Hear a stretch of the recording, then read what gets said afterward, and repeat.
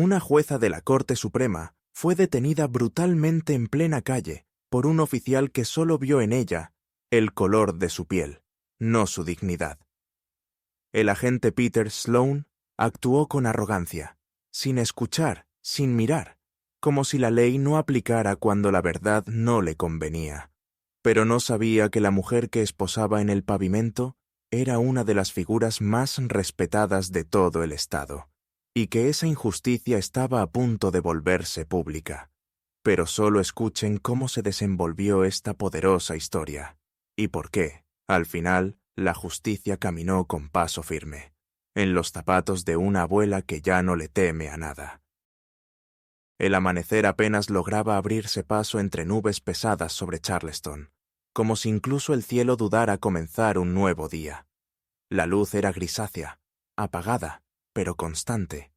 Las farolas todavía parpadeaban en algunas esquinas, reacias a rendirse ante la claridad. Por la acera oriental de la calle Fairview caminaba una mujer mayor, de movimientos pausados pero firmes. Vestía un traje azul marino, de corte clásico, con una blusa marfil perfectamente planchada que asomaba bajo el cuello. Llevaba el cabello recogido en un moño bajo, sujeto con horquillas, y unos discretos pendientes de perla que no buscaban llamar la atención. En su mano izquierda sostenía una carpeta de cuero gastado, repleta de documentos legales. Era Ruth Anderson, de 72 años, baja de estatura pero recta como una columna de mármol. Su andar transmitía una serena autoridad que no necesitaba palabras. Iba rumbo al tribunal del condado, donde estaba programada para presidir una audiencia crucial sobre procedimientos policiales. No era un día cualquiera. Era uno de esos días que podía marcar precedentes. Justo al llegar al cruce con la calle Grove, un chirrido súbito de frenos rompió el silencio matinal. Un patrullero se detuvo bruscamente junto a la acera, levantando polvo y miradas. La puerta del conductor se abrió de golpe, y un oficial descendió con paso decidido. Alto, rostro anguloso, ojos tensos, el uniforme le quedaba algo ajustado. En su placa se leía, Oficial Peter Sloan.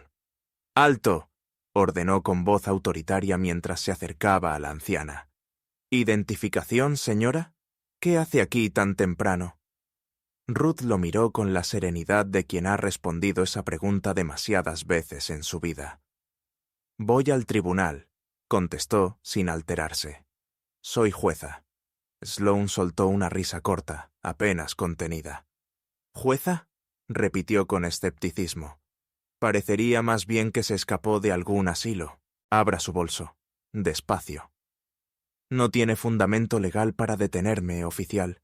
No he cometido ninguna falta». Pero no terminó la frase. Sloan ya había colocado una mano en el cinturón. Su voz se tornó más áspera, como si la calma de la mujer lo desafiara. «Las manos donde pueda verlas. Ahora mismo». Antes de que Ruth pudiera reaccionar, ya tenía las muñecas sujetas por el metal de unas esposas frías. Su carpeta cayó al suelo, esparciendo papeles por la vereda. Sloan la giró con brusquedad y la hizo inclinarse contra la patrulla, presionándola sin necesidad. Varias personas en la esquina se detuvieron. Una joven con mochila encendió la cámara de su teléfono. Un hombre con uniforme de servicio gritó desde el café de enfrente.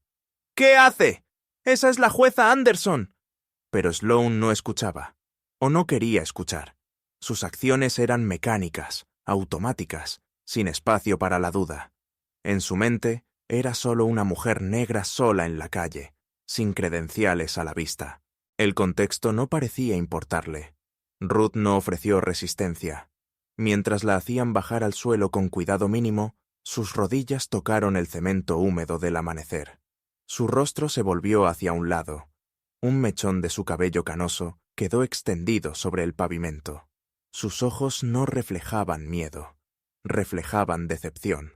No por ella, por todos. Por una sociedad donde una mujer como ella, con medio siglo de servicio público, aún podía ser reducida a una sospechosa por el simple hecho de existir en el lugar equivocado. Lo que el oficial Peter Sloan no sabía, y lo que habría cambiado todo si hubiera preguntado, era que en menos de 2 horas, esa mujer debía abrir una audiencia estatal sobre prejuicio racial en actuaciones policiales.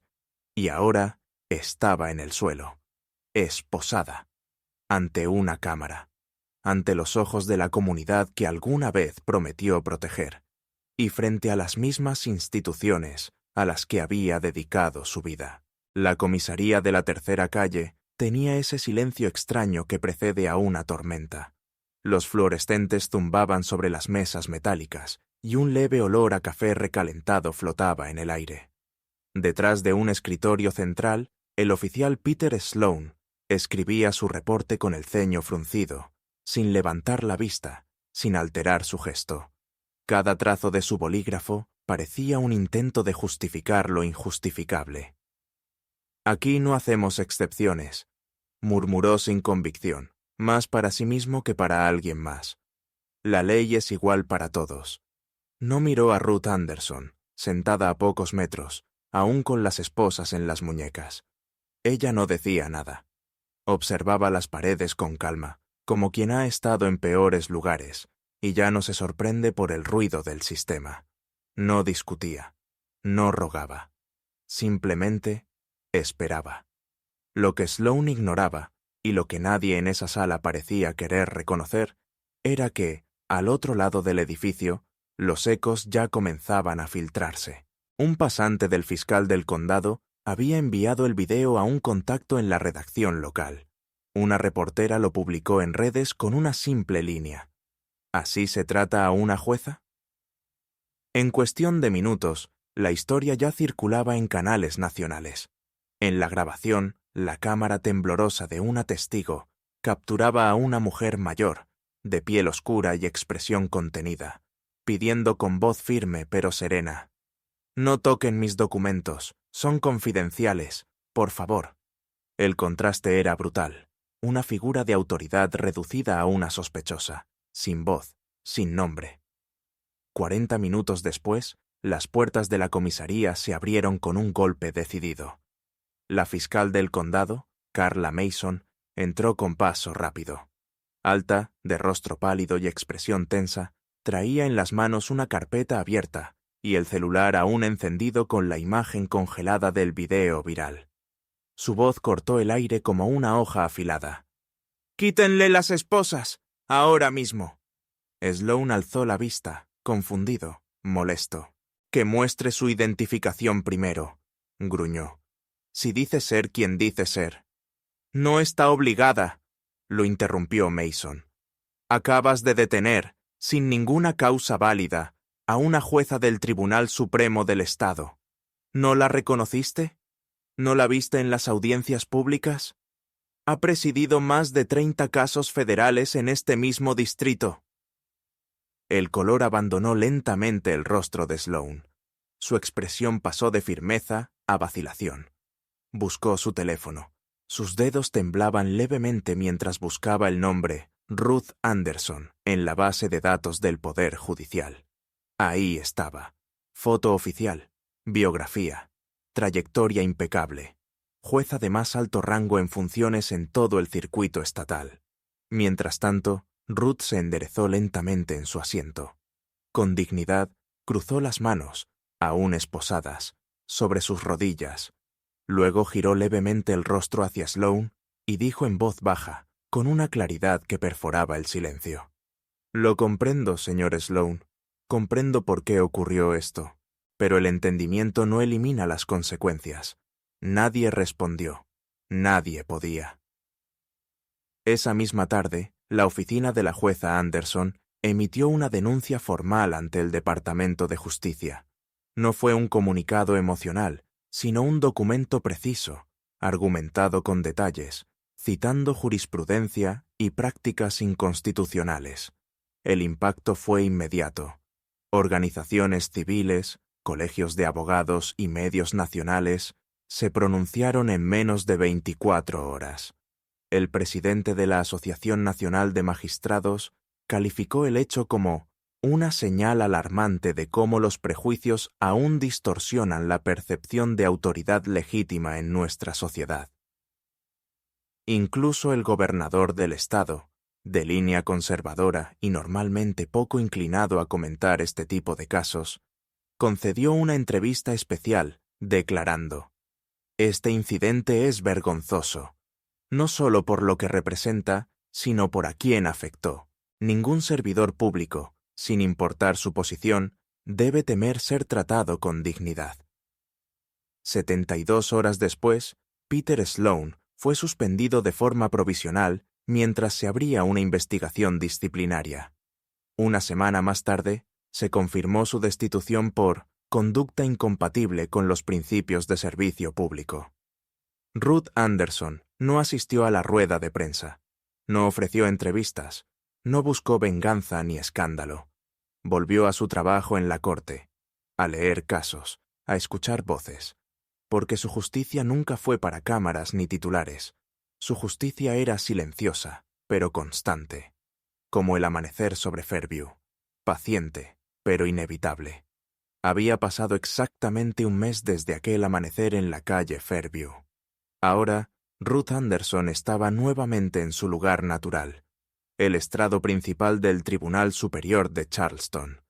El estrado no era lujoso, ni especialmente moderno, pero desde allí se decidían vidas, y ella sabía mejor que nadie lo que significaba cargar con ese peso. La sala estaba llena, pero el silencio era absoluto, no de incomodidad, sino de respeto. Nadie osaba moverse mientras Ruth hojeaba los documentos del caso que tenía frente a ella. Sus gafas reposaban en la punta de la nariz, sus manos recorrían las líneas del expediente con lentitud, como quien sabe que la justicia no debe apurarse. Ese día no era uno cualquiera.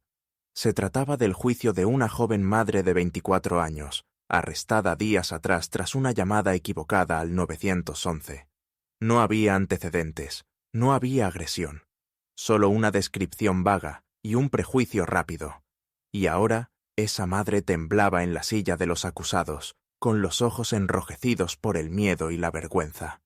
Ruth levantó la mirada, no hacia los papeles, hacia las personas. Sus ojos recorrieron la sala. Periodistas, funcionarios, estudiantes de derecho y un grupo de jóvenes activistas sentados en la última fila. Todos habían venido a verla. Pero ella no hablaba para ser vista, hablaba para ser comprendida. Cuando la audiencia llegó a su fin, su voz llenó el espacio con firmeza. Cuando un agente no ve en ti a una persona, sino una amenaza, no es un error individual, es una falla estructural, y no se corrige con silencio, se corrige con verdad. Hizo una pausa, no por duda, sino por énfasis. La justicia no se trata de poder, se trata de coraje, el coraje de ser humano, incluso cuando nadie te cree. El murmullo contenido en la sala se convirtió en reverencia. La joven madre rompió en llanto silencioso. El fiscal no encontró nada que decir. El acta fue cerrada. Caso desestimado. La mujer fue libre. Al salir de la sala, Ruth fue rodeada por un grupo de estudiantes y activistas. No la abordaron con cámaras ni preguntas. Solo querían estar cerca. Sentir que alguien en el sistema aún podía representar algo más que normas. Uno de ellos, un joven con chaqueta universitaria y cuaderno en mano, le dijo en voz baja: «Usted no es solo jueza, usted es armadura». Ruth sonrió con una calidez que solo los años y las cicatrices permiten. «No, hijo», respondió. «Soy solo una abuela que ha visto demasiado, y ya no le teme a nada».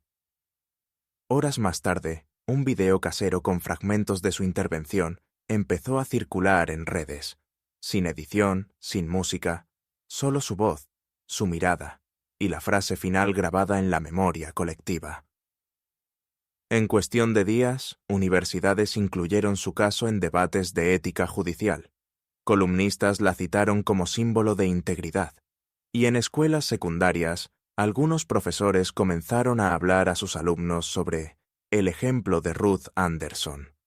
No porque buscara fama, sino porque representaba algo que muchos temían que ya no existiera: justicia con rostro humano. La historia que había comenzado en el asfalto, con polvo en el rostro y acero en las muñecas, No terminó allí. No con rabia. No con destrucción. Terminó arriba, donde siempre perteneció. Y no se quebró. No se endureció. No se escondió. Demostró que la justicia puede ser lenta, puede ser olvidada, pero nunca se detiene. Avanza paso a paso, con la calma firme de una mujer mayor, cuyos pasos quisieron frenar, y no pudieron.